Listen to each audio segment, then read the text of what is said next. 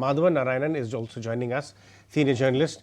Madhavan, versus the exit polls, which are the extreme win kind of a situation, and now the things are tilted. It appears that it's an intense fight. How would you read the data which has come in so far, and where would you, if you can extrapolate when where the final tally could actually come in? Let me tell you, first of all, that I was shying away from making predictions publicly, but I did mention in either my Twitter conversations or in my WhatsApp conversations that my number for NDA was something like 290, no, 290, 285 to 290. It was 300 2 months ago. Then I thought I'll calibrate it. I'm happy personally that it's pretty close, showing pretty close to that. But there are two or three observations I want to make on this. My conclusion was based on the fact that samples can go wrong, but in statistics, they say errors tend to cancel each other out. But that still doesn't answer the question on why exit polls were showing much more for NDA. And my own reading onto this is two. One is that there is a tendency to overestimate vote shares and extrapolate them into seats. And speaking from my personal experience as a political journalist and economic journalist, I use a combination of qualitative factors to moderate what is there in the conversation. That's what led to my conclusion. Now, I still think sticking to my figure, which is that between 285 and 300 is what NDA will probably end up with, because all said and done, two big surprises are there in favor of the BJP and Modi, which is both in Bengal and Odisha. So the interesting part is that north is where the BJP was supposed to be strong, but east is where the sun seems to be rising for the BJP. And that is something we need to keep in mind, because there is this error canceling each other out. So if you overestimated the north, but personally, a lot of what I have said is pretty, what I thought in terms of qualitative factors is pretty true, because the errors are balancing out. But if you look at Bihar, Odisha, and Bengal, which together may be described as east, because Bihar is also towards the eastern part of the north. In that case, the BJP is doing very well there. And but what I'm looking at is a fairly stable government for under Modi, in a very sober sort of a mood. And I have to pick up the piece from what was said by Sandeep Tandon earlier. There is a lot of unfinished task for the BJP government. The markets and others have been talking too much about infrastructure because it's a personal fantasy. Markets tend to get the better of reality because of hope, whereas actually there is a higher tendency towards agriculture and consumer economies that may be Right. in focus. Because when as my favorite saying is from Kanshiram, who used to say, "हमें मजबूत सरकार नहीं, मजबूर सरकार चाहिए." So this No, is absolutely. I hear that, this, Madhavan, but even by your own estimates, at least you're definitely giving the majority to the BJP-led NDA with the number of around 290.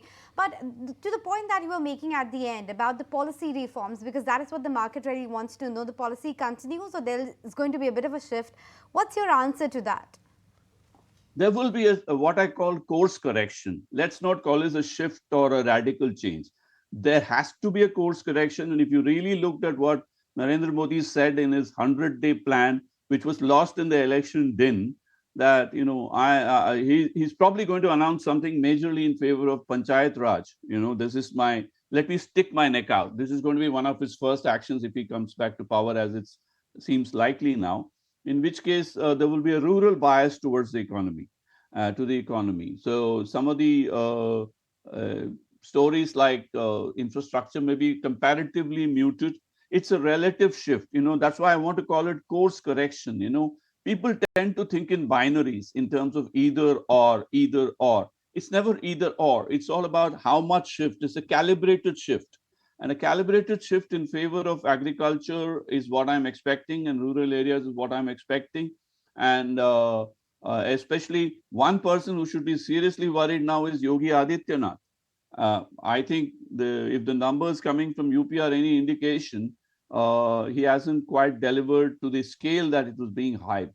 And Mr. Modi himself has been hyped, saved partly by some of the disagreements within what I call the non-BJP parties. Because if you look at BJD, I had got into a lot of trolling a few days ago for saying that the Biju Janata Dal is now unofficially part of the India alliance. But it does look like a reality now. But BJP is doing well in Odisha as of now. And TMC has lost more than I had estimated. And to that extent, it gives Mr. Modi a chance to fight for, prove himself again. And the question is, reading into this mandate, what will he do in terms of policy and programs? And I would say he would focus more on the people's issues, on everyday issues, on the things that he might want to convert some of the opposition criticism into some kind of an unsolicited advice on where he should focus on, which could be in terms of price management and jobs growth. And that is the kind of thing. So it's a safe thing to say the economy is stable. One of the things that I want to emphasize is that we often forget that we are looking at the India story and not the Modi story. And there's a limit to which a leader can be either credited or blamed for what is happening in the country. To that extent, what we are going through is a demographic transition. And the number of youth votes, for instance, aspirations, for instance, are all linked to the demographics as well as some of the issues linked to an emerging economy in which there is a huge bottom of the pyramid surge. So what we are witnessing is the bottom of the pyramid surge, and it's important to use that as a stable foundation for whatever is happening in both the polity and the economy. So there is a social anthropological element and that goes beyond simple psephological head counts that might come and go.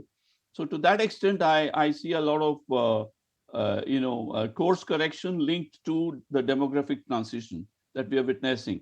And I want to go back to that point which you were discussing, the data which has come in so far, without extrapolating, how much probability would you assign? The early trends show that invincible kind of a image which BJP NDA had, which got reflected in the exit polls as well, that has got challenged by the intense fight which India alliance has given.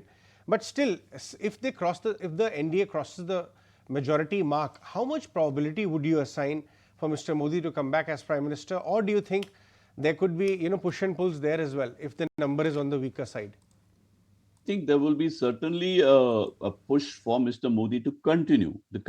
This kind of awesome, loyal following is not going to dissipate in a day. So let us not, I rule out any leadership challenge. There will be murmurs, and that's why I love the word course correction, because that should be the expression of the day. When there's a course correction, there is no major shift in paradigm or in leadership, but there will be a lot of listening and calibration. And my assigning probability of a leadership challenge to Mr. Modi is only 5% at the max. So what will happen is, even if murmurs begin, look at what happened in Congress. Rahul Gandhi has been around for a decade now, in spite of the fact that the power has been out of Congress. If this is the case with Congress, it's much more with Modi, because the kind of halo that he's had, even his utmost loyalists or even the opportunists will find it difficult to distance themselves from Modi overnight. Winning a third term is no joke. It's never been done. And therefore, politically, loyalties get intermingled with some of the demographics, which intermingle in turn with some of the procedures and processes that are needed in intra-party as well as in intra-government meetings. If you put all this together in terms of speed of action as well as the direction of change, you will find that Mr. Modi is still sitting on the seat, but it has now become a hot seat. That is the story. It's become a hot seat, and even if he wins the prime, he's likely to become prime minister again, unless, well, I'll never put it past Mr. Modi to do some grandstanding. He's always loved surprises. If he says something like, I wouldn't put it past him to say things like, oh, I deserve more, I don't deserve this is not enough, or something like that. He might say something dramatic. I don't put it, it's a personality-based analysis I'm making, as opposed to, all along I've been talking about demographics and statistics and social trends. We should always apply what I call the last literary layer, which is about personalities, where there is a certain quirk or Sure. idiosyncrasy that you Right. assign to a personality. And from that point of view, if you see the man went to Vivekananda Rock and meditated for 2 Absolutely. days. So if you look at that Modi and extrapolate it with the demagogue who was speaking in God knows how many rallies, in that Sure, case, you have to, Madhavan. let's not rule out the black swan in Mr. Modi himself. I like how you ended it, that black swan is Mr. Modi itself, given his, idiosyncrasies, as you call it. Thanks, Madhavan, for making time and speaking with us today. you. But that's the latest. If you like this video, then like, share and subscribe to ET Now.